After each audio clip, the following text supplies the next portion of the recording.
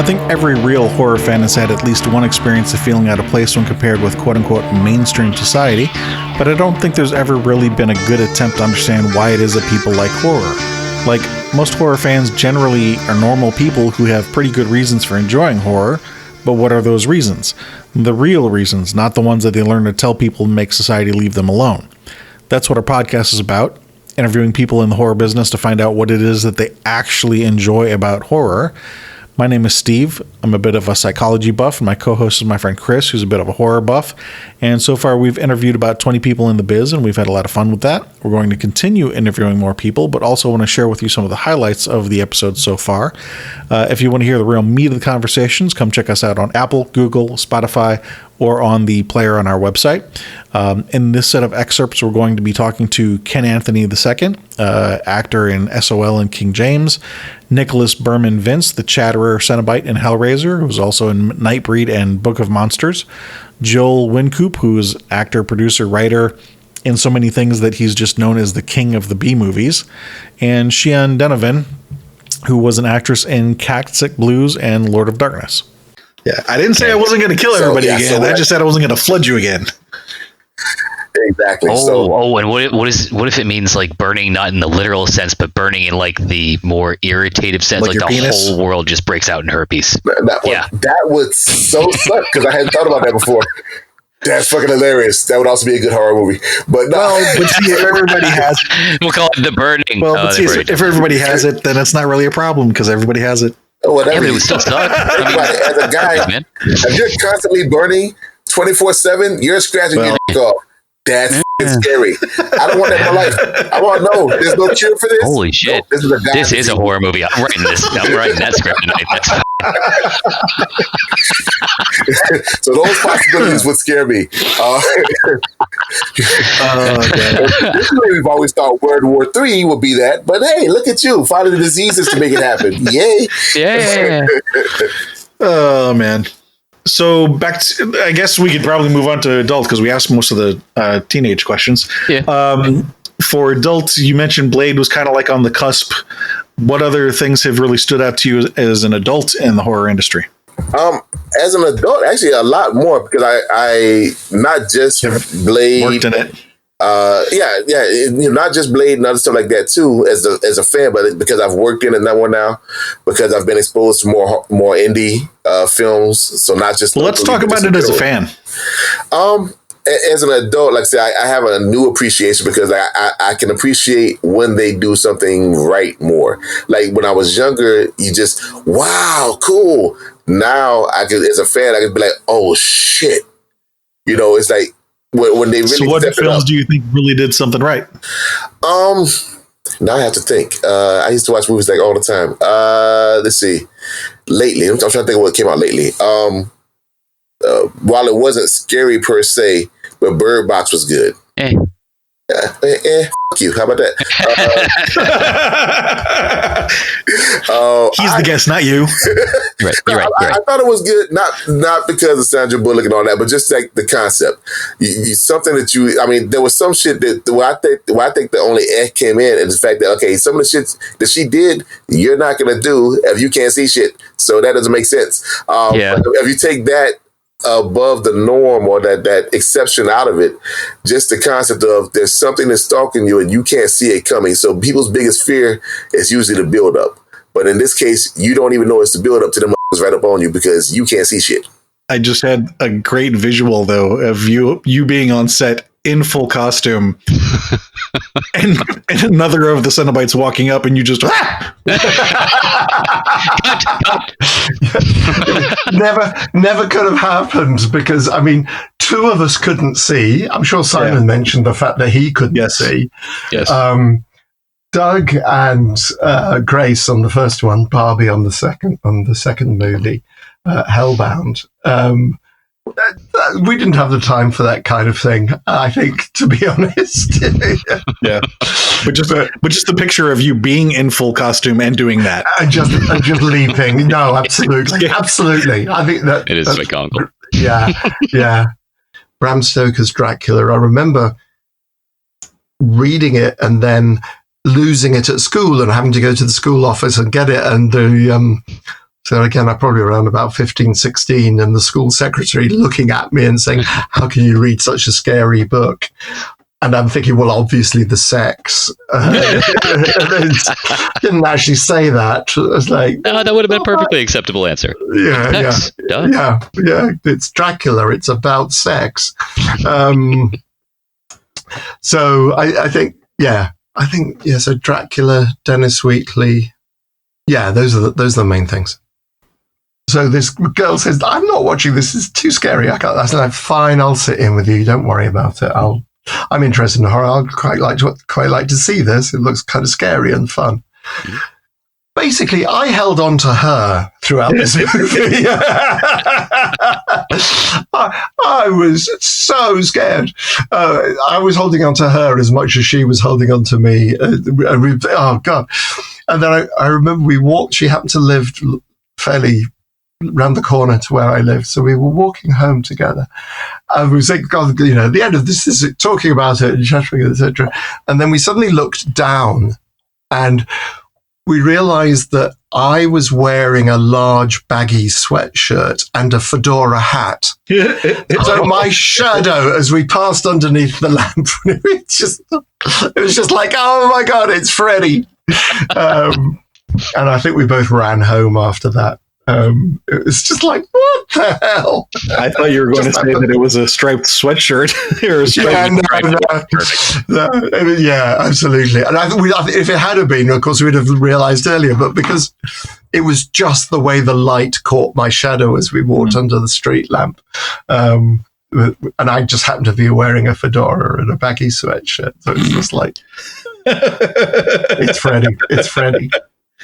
The first horror film that I went to see after I made Redundant was Cabin in the Woods. And again, I just jumped out of my skin and so on. But I really liked it for the nihilistic ending of that film. It's just like, yeah, this makes perfect sense. This is actually what would happen. This is a logical choice. Yeah. If the Chinese schoolgirls can't save us, then yeah, it's such a strange film. Come on and relax. Yeah, but I love the Cenobite character with the spherical puzzle box, and I like I like the references to all that. So I think that is probably yeah, and I think that is the one which had the most effect on me. And it's like, a good horror film is not one where you sit and saying, oh, what was I was talking about another film the other day. And I said, this film is rubbish. And one of the other guys was saying, no, it's a great film. And I said, listen, he just had to turn the lights on. Literally, the only reason he's scared is he doesn't turn the lights on. He goes out into the scary corridor in his home. He doesn't turn the light on. Mm-hmm. Stick together. Everyone knows that it comes up in Goosebump. Why don't we split up? Have you read your own books? Have you not watched Scooby-Doo? Have you not watched Scooby? Absolutely, precisely. Everyone knows that you don't. It's why I can't talk about another adult favorite movie, Scream. Mm-hmm. Scream is brilliant because I like the way that they deal with sequels. Timothy Oliphant there with the movie within the movie. Yeah, absolutely. But then later in life, I was in school in Lake. By then I moved to Lake Park, Florida. And big difference between Florida and Minnesota. And there was this one kid there every day. That's all he would write it. One time I was sitting there in class and I'm going, I hope this kid forgets about beat me up. I hope this kid forgets about beat me up. I hope this kid forgets about me beat up. I look over the guy's shoulder in front of me. He's writing a big sign on his notebook. He goes, Kenny, beat the guy up at 3:00. And I'm like, oh God, he's reminding him. So I hid. I stayed. I went out. And I went to my bike where you unlock your bike. And I stayed there with my bike till 5 at night that night till everybody had gone home because I didn't want to get beat up. And it wasn't until I went to North Tech Community College in West Palm, same area as Lake Park. And I never really asserted myself before because I was always, if someone said something, I was like, oh, I guess they're going to beat me up or you run away from it. And this guy, he was like the worst guy in the school. Everybody thought he was connected with mafia. If you messed with him, he'd kill you. And I was just getting into, I don't think I didn't start a karate yet. But this guy put me in a headlock. And he was choking me, and I was like, okay, it's not killing me. If he wants to lead me around and make fun of me for a while, just let him do it. I don't want to fight nobody. And this other kid goes, hey, and the guy's name is Peter Cordani. The other guy goes, hey, Peter, you got to stick his head in the toilet like you did the other guy. And right then is when something popped in my head. Nobody's fucking putting my head in no fucking toilet. This guy, I'm taking him out. And I pulled my fist forward and I went back so hard with my elbow, and I guess I caught him up in the solar plexus because this guy was like, that's cool. And I'm like, damn straight, man. I'm going to do that from now on. And when I was in Suncoast High School, I remember one guy was walking by somebody and he pushed me and it snapped inside my head. I turned around and pushed that guy so hard. He went off the sidewalk into the bushes and crashed, threw his books all over. People were like, what are you doing? I go, hey, man, he pushed me. I'm pushing back. I'm not going to push me around anymore. I got to ask, the guy who asked him if he was going to stick your head in the toilet, was that the same guy with the sign? Like, beat him up later? Like, dude, you're not helping. No, yeah, I know. It might have been. I don't know. Well, it's always good to have friends with you when we watch scary movies. You know, it's good and bad. It heightens the experience when you watch a horror movie alone because obviously it's scarier when you're alone. But it does always make it more fun when you have a friend to look over to at that one scene where you're like, oh my god, wasn't that crazy? Mm-hmm, for sure, there can be good points of both, and I like to do both. I remember once when I was in the flat by myself and I was watching Paranormal Activity with all the lights off, and my housemate came home and saw what I was doing. He's like, oh, he's like quite scared of horror films. He's like, oh my god, are you fucking crazy? What are you doing? You're watching this film by yourself. And I was like, well, it makes it more effective, you know. Yeah, and I remember once I used to keep them kind of on top of a cupboard in my bedroom, and once one of them fell off, and so I was convinced that was a sign that our house was haunted as well, because there was like ghosts throwing. I was like, and my mum telling me it probably just like near the edge and slipped. I was like, Mum, but of all the things in my room, it was the skull that fell. That's definitely a sign of ghosts. Everything that could have fallen over. No, yes. That was a ghost. Yes, definitely. Also, so you and Chris have some. Yeah, go ahead, Steve. I think you were. I was just gonna say you and Chris have some stuff in common. I have quite a few skulls. Ah, good. Glad to hear it. Not all of them human. Okay. Oh, I don't have any human skulls. Those are expensive. Well, not if you source them yourself. This is true. Wasn't gonna go there, but props to you for doing so. I remember we used to sing like Halloween songs and stuff around that time of year in my school, though. Like I still remember some of them. Now I'm curious what they are. Are you trying to make me sing on your podcast? Only if you want to. I'm a lady of many talents, but singing is not generally one.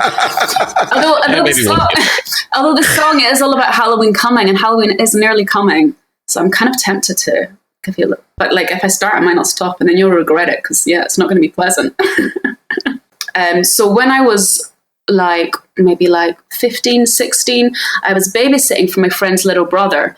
Her family it was an overnight babysitting. Her family were going away somewhere. And she was away as well, so she couldn't babysit either. So it was just me and this like kind of little kid in the house, and I was babysitting. And it was like, I'd put him to bed, and I was kind of just about to go to sleep myself. And this is like a little small town in the Scottish countryside. And I hear a vehicle pull into the drive. So I'm like, oh, that's strange. So I kind of peer out the window, and there's this kind of van in the drive. I'm like, I wonder what they're doing here. And I think, oh, maybe they've just got lost and like they've just kind of using the drive to turn around to go back in the direction. But no, these two men get out of the kind of van, and then they go and they open the back doors of the van, and then and I'm like, what's going on? And then one of them kind of walks around to the front of the house, and I can hear them kind of at the front door. So I kind of leave my bedroom and I go out, and through the front door is through this porch, and it's like all kind of glass, so you can see through. And then next thing I know, I can see this figure has like come into the porch. So somehow they've got in. I was like, oh my God, there's someone in the house. And so I'm like, oh my God, we're being burgled. Like they've got a white van, they've opened the back door, they've opened up so they can put stuff in there, load it up with things. And they've managed to get in the house. And this family had a pet dog, and the pet dog was going absolutely mental. Like dogs will often bark when people come in, but this dog, it was like freaking out, like crazy barking. So I was like, oh my God, it's because we've got intruders. We're totally being burgled. And I was like, what do I do? What do I do? And this is before we all had mobile phones or anything. So I didn't have a phone or anything. The only phone in the house was the landline, which I would have had to walk right past this glass door to get to. And I was weighing up my options. I was like, I could do that, but they could come out at any moment and there's a good chance I'll be caught. And I'm thinking, I've got to protect the little kid. So I come up with this idea, right, I'll go into his bedroom, I'll wake him up, and it was only a low down window, but we were just on the ground floor. So it's like, right, I'll get him to we'll climb out the window and we'll run to the neighbors and get help. And I was literally just about to do this. I'm about to wake up this little kid. And then suddenly the door of this glass door opens and this man is standing right in the hallway. And I'm like, oh no, I'm too late. The burglars have caught me.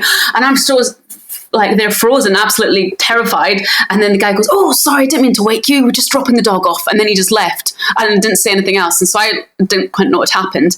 And then when the family came back the next day, the mum said, oh, I'm sorry, I forgot to tell you, our friends were coming around. We're going to be dog sitting for them. So we gave them the spare key and they came out to drop their dog off. And I forgot to tell you, I heard they woke you up. Sorry about that. And I never even told this family that I thought we were being burgled and that I nearly chucked their kid out the window to run and get help from the neighbors. But yeah, obviously the dog was going so mental because they brought another dog in. That's why they opened the back doors of the van, because obviously they were keeping the dog in the back of the van. And yeah, so, in retrospect, all of it makes sense, especially the dog. Yes. Yeah, but at the time, So yeah, come check us out over at horrormakeshappy.com or check out some of our other excerpts until you find someone whose interview you do want to hear.